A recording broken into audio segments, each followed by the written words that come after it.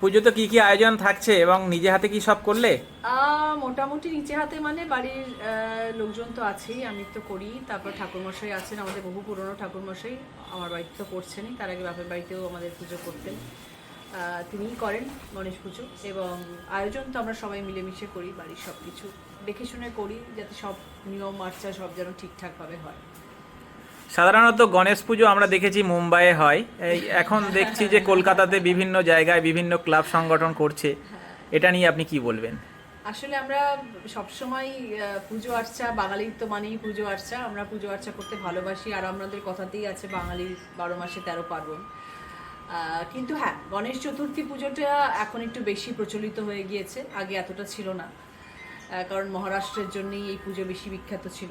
কিন্তু এখন গণেশ ঠাকুর পশ্চিমবাংলায় বিরাজমান, এবং সবাই গণেশ ঠাকুরের পূজা করছেন। খুব ভালো কথা, ঠাকুর আমাদের পশ্চিমবাংলাতেও এসেছেন, আমাদের ঘরে ঘরে পৌঁছে গেছেন, সর্ব জায়গায় আছেন। গণপতি বাপ্পার আশীর্বাদে আমরা চলছি, এগিয়ে চলছি। এবং আমার এই পুজো সবাইকে কী করছেন সেটা জানি না, কিন্তু আমার মন থেকে অনেক দিনের ইচ্ছে ছিল যে আমি গণেশজির পুজো করব। সেই সূত্রেই গণেশজির পুজো শুরু করা, আজ থেকে প্রায় 6-7 বছর আগে। আর সেটা চলছে, আগামী দিনেও হয়তো চলবে। দিদি, লাস্ট কোশ্চেন, হুগলিবাসীর জন্য কি বলবেন? আমার তো মনে হয় যে যদি আমি সবাইকে এখানে আমন্ত্রণ জানাতে পারতাম, তাহলে আমি সব থেকে খুশি হতাম। কিন্তু আমার এই ক্ষুদ্র বাসস্থানে অত মানুষকে আমি হয়তো আতিথেয়তার ত্রুটি থেকে যাবে, হয়তো আপ্যায়ন করতে পারবো না সেইভাবে। কারণ এটা আমার নিজের ঘরের মধ্যে আমি করি, আমি কোনো হল টল নয় বা এরকম কোনো জায়গা নয়। আমার নিজের পরিবারকে নিয়ে, নিজের বন্ধু বান্ধব কিছু আসে, এবং বাড়ির মধ্যেই সব আয়োজন হয়।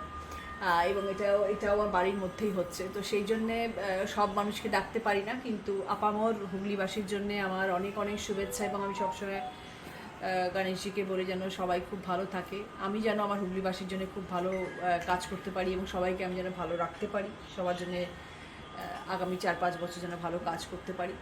এবং আমি সকলের কাছে, গণপতি বাপ্পার কাছে প্রার্থনা করব যেন আমরা সবাই ভালো থাকি, আপনারা সবাই ভালো থাকেন।